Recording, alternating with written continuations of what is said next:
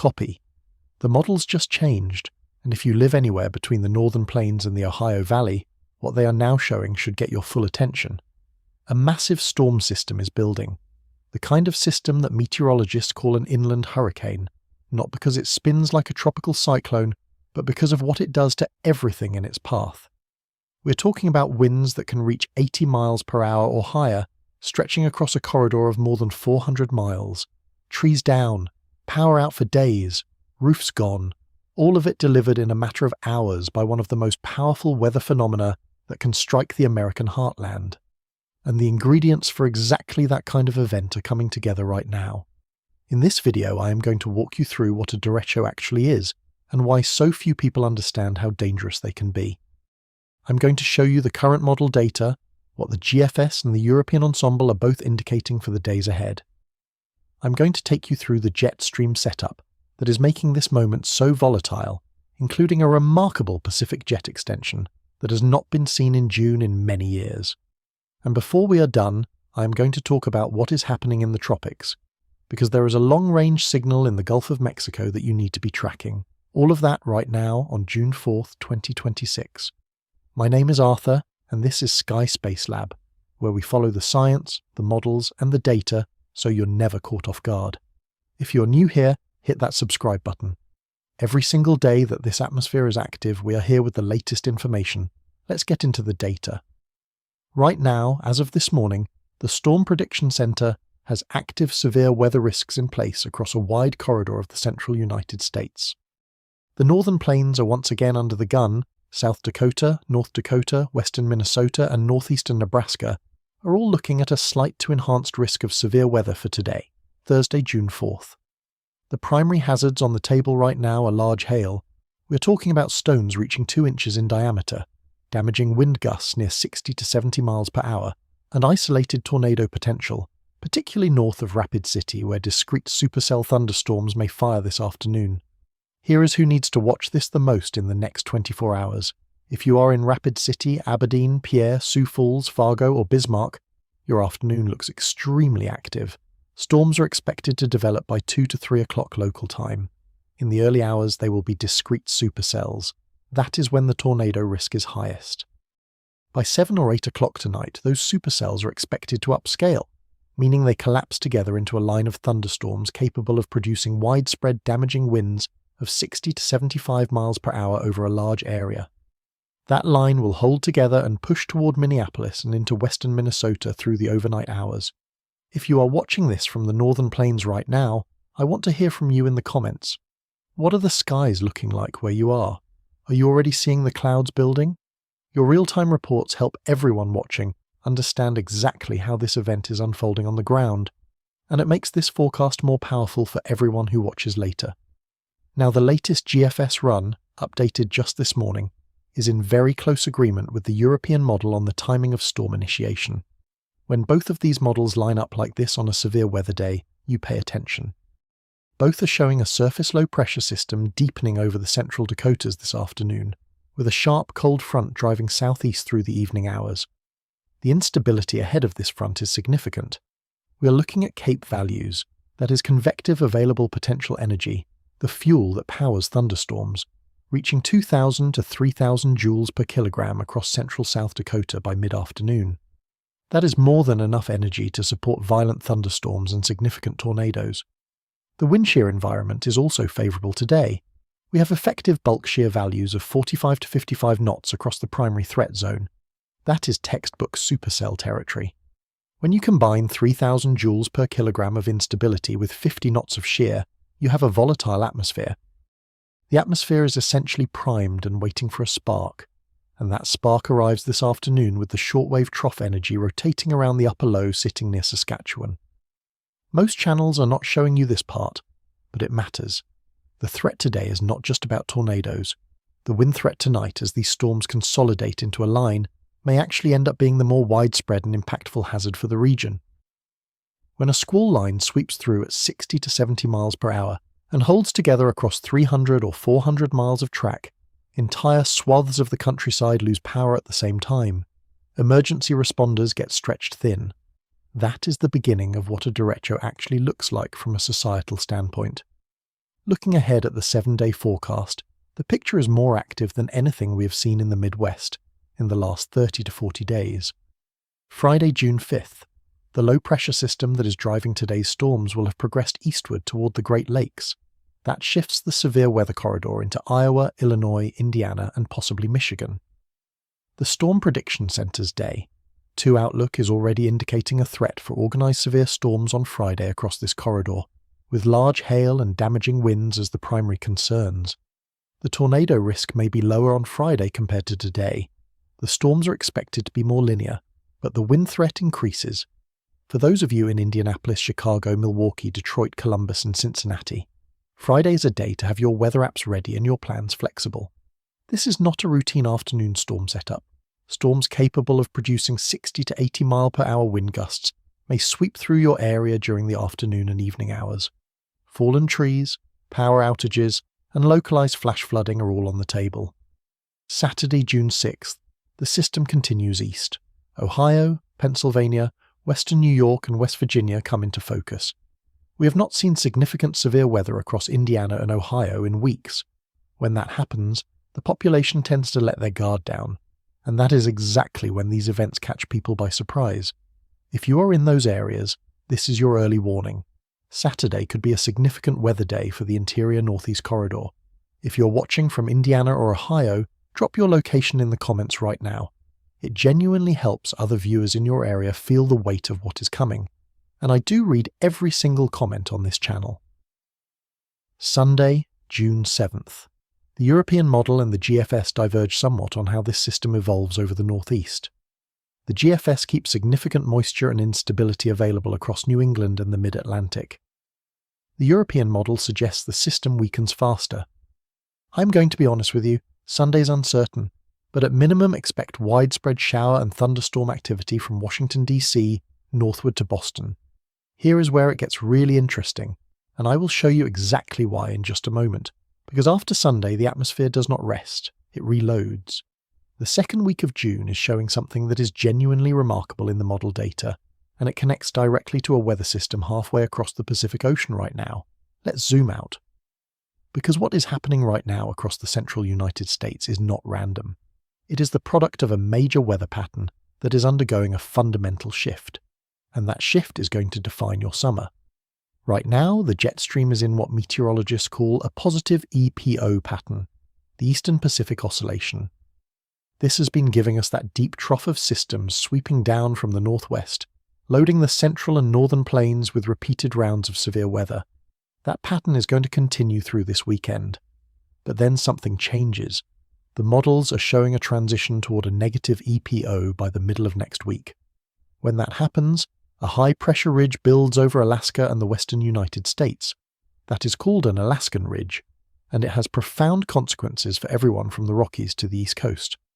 Under an Alaskan ridge, the jet stream does not dip deeply into the southern states the way it does in winter. Instead, it stays elevated, tracking across Canada and then diving southward across the Great Lakes and the Ohio Valley, and here is the key detail. With a neutral to slightly negative North Atlantic oscillation, which is exactly what the models are projecting through late June and into July, instead of the jet stream buckling all the way to the Gulf Coast, the storm track stays locked across the Central Plains, the Midwest, the Great Lakes, and the Northeast. Heat builds dramatically across the west, but storms keep firing repeatedly across the country's midsection. This is one of the strongest Pacific jet extensions I have seen in the month of June in recent years, and the reason it is happening connects directly to Typhoon Jenmi, a powerful typhoon that has been churning just east of Japan this week. The recurvature of Typhoon Jenmi back toward North America is setting off a chain reaction. 3 to 4 distinct troughs are lining up across the Pacific like dominoes, from Eastern Asia all the way to the Pacific Northwest. The energy that arrives in the upper plains and Midwest over the coming 10 to 14 days is being amplified by this distant Pacific storm. Weather patterns operate on a global scale, and what happens near Japan this week will determine your severe weather risk 2 weeks from now in Iowa, in Illinois, in Michigan, and in Ohio. The NOAA Climate Prediction Center's June outlook is showing above normal temperatures across the northern tier of the country and above normal precipitation across the central and northern plains. That combination, heat, moisture, and a jet stream that keeps sending disturbances through, is exactly the recipe for derecho-producing weather patterns. The CPC's Derecho season forecast for 2026 places the most likely corridor for these events from South Dakota and Nebraska all the way across Iowa, Missouri, Illinois, Indiana, and into central Kentucky. That is not a coincidence. The atmospheric setup we are walking into right now points directly toward that corridor. Updated just this morning, the European ensemble is showing multiple intense low-pressure systems developing across the Great Plains and Midwest between June 10th and June 15th. Several of these systems have the characteristics that meteorologists associate with organized severe weather outbreaks. The GFS ensemble agrees on the broad pattern, showing repeated rounds of severe weather developing and tracking northeast across the Corn Belt. This is not one bad day. This is potentially 2 weeks of repeated high-impact events for the central United States, and we need to talk about something that does not get enough attention. The Midwest, meaning Iowa, Illinois, Wisconsin, Indiana, Minnesota, and Michigan, has been in a significant drought condition for the past 30 to 40 days. The omega block high pressure that has been anchored over the central United States has simply not allowed moisture to flow in. Fields are dry. Soil moisture is critically low in parts of the Corn Belt. The corn crop is entering a sensitive growth stage. When a derecho finally breaks into that environment, it comes loaded. All of that pent-up atmospheric energy gets released at once. That is part of why these late spring and early summer derechos can be so explosive in their intensity. They are not just driven by heat alone. They are driven by the contrast between parched, overheated land and a cold front that has been reinforcing for days. But here is where the story takes a turn, because the drought is not the only thing that makes the coming weeks alarming. Before we wrap up, there is one more thing you need to know, and this is the part I have been building toward. Let's talk about what a derecho actually is. Because I see this word used constantly and almost never explained properly. A derecho is not just a bad thunderstorm. It is not a tornado. It does not spin. A derecho is a long-lived, organized complex of thunderstorms that produces straight-line winds of at least 58 miles per hour along a continuous path of more than 400 miles, with a width of at least 60 miles. That is the official definition from the Storm Prediction Center, which updated its criteria in 2021. The isolated gusts in a derecho must reach at least 75 miles per hour to qualify. Many historical derechos have produced gusts well above 100 miles per hour. Think about what that means. A storm system 400 miles long and 60 miles wide, moving at 40 to 60 miles per hour, sweeping through your area in a matter of 2 to 3 hours, and producing winds comparable to a Category 1 or Category 2 hurricane for the entire time it is over you. The difference is that a hurricane announces itself days in advance. A derecho can intensify dramatically in just a few hours. One moment the sky is dark and quiet. The next, it sounds like a freight train, and your neighborhood looks like a war zone. The June 2026 pattern, as the models now show it, is one of the most favorable setups for derecho development I have tracked in recent memory. The Alaskan ridge building over the west creates a powerful pressure gradient along its eastern flank. That pressure gradient accelerates the low-level jet stream, the river of warm, moist air flowing northward from the Gulf of Mexico, and injects it directly into the central plains and Midwest overnight. When you have 3,000 joules per kilogram of instability, 50 knots of effective shear, and a strong low-level jet delivering fresh fuel to a squall line, that line does not weaken. It accelerates, it intensifies, it becomes self-sustaining. And it can travel from Sioux Falls to Chicago in 12 hours while maintaining hurricane-force winds the entire way. The June 2012 North American derecho is the benchmark event that meteorologists still reference today. That single event on June 29th and 30th, 2012 produced a track of over 800 miles from the Central Plains all the way to the mid-Atlantic coast. Wind gusts reached 91 miles per hour near Fort Wayne, Indiana. 22 people lost their lives. Nearly 4 million households lost power, some for more than a week in the middle of a historic summer heat wave. Damage costs reached nearly $3 billion, and it happened in about 18 hours. I am not predicting that exact event repeats. But I am telling you that the atmospheric pattern we are walking into over the next 10 to 14 days is similar in several key ways, and you deserve to know that now, before the models sharpen, before the SPC issues an enhanced risk, and before the local news starts covering it. Now here is where the tropics come in, because the atmosphere does not operate in isolation. While all of this is happening inland, the Gulf of Mexico is quietly setting the table for something else. The European model, past the 10-day range, so take this with appropriate caution, is beginning to show a tropical disturbance developing in the Western Caribbean and moving into the Southern Gulf. The GFS is also signalling this possibility, though it places the development slightly sooner and along a different track, potentially bringing something through the Yucatan Peninsula and into the Bay of Campeche. What I'm watching for is the shear environment in the Gulf during that period, roughly June 12th through June 18th. Both the European and GFS ensembles show shear decreasing across the northern and eastern Gulf during that window. Sea surface temperatures in the Gulf are currently running 4 to 6 degrees above the seasonal average. That is warm water. That is the kind of water that can rapidly intensify a tropical system. And if something does organize in the Western Caribbean and push into the Gulf during that low shear window, with moisture already streaming northward and a trough positioned over the eastern United States, the rainfall implications for the southeast and potentially the drought-stricken Midwest could be enormous. I want to be transparent with you. This is a speculative signal at long range. The models are not in full agreement on timing or track. The NHC has not issued any advisories on a Gulf system. But the ensemble support for a tropical disturbance in that window is stronger now than it was a week ago. Several European ensemble members are independently spinning up low pressure in the Gulf, not just one or two outliers, but a meaningful cluster. And when you cross-reference that with below normal wind shear and above normal sea surface temperatures, you have a combination worth tracking every single day. El Niño is the larger context here. NOAA's Climate Prediction Center has confirmed that El Niño conditions are expected to strengthen through the summer of 2026, approaching moderate to strong status. In El Niño years, the Atlantic hurricane season tends to be more suppressed. NOAA is actually forecasting a below-normal Atlantic season for 2026, but El Niño also supercharges the Eastern Pacific hurricane season, and it enhances the subtropical jet stream across the southern United States. That means more moisture, more rainfall, more instability on the southern tier, and it means that even without a formal tropical system in the Gulf, the atmospheric moisture content across Texas, Louisiana, Mississippi, Alabama, and Florida will remain elevated through the entire summer. If you are in the southeast, coastal Georgia, South Carolina, the Florida Panhandle, Alabama, drop a comment right now and tell me what your weather has been like this week. We are seeing a brief cooler than normal period reaching all the way to central Florida right now, temperatures running 10 to 20 degrees below normal in some locations across the Carolinas. But that cool period ends by the weekend, and by next week, above normal heat and moisture return across the entire southeast.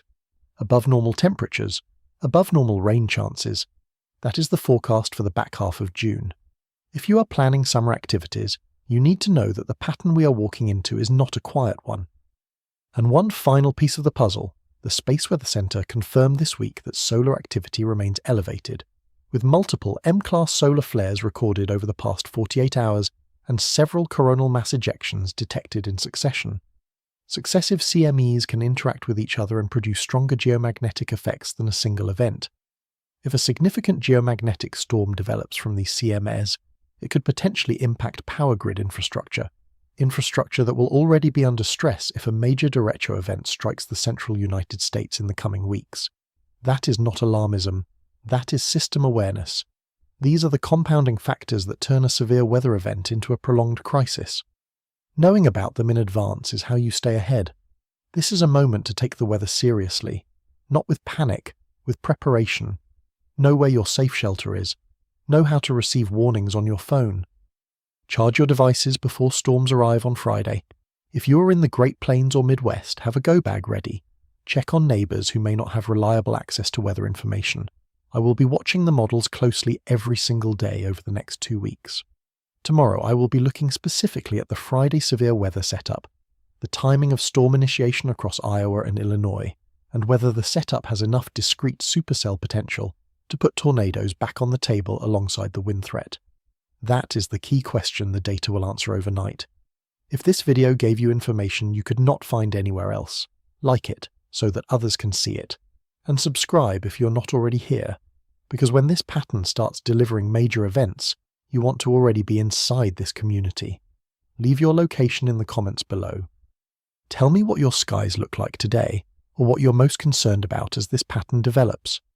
Your real-world observations from the ground make this channel better for everyone. And the next viewer who pulls up this video will see your city in the comments and know they are not alone. We watch this together. Stay weather aware, and I will see you tomorrow.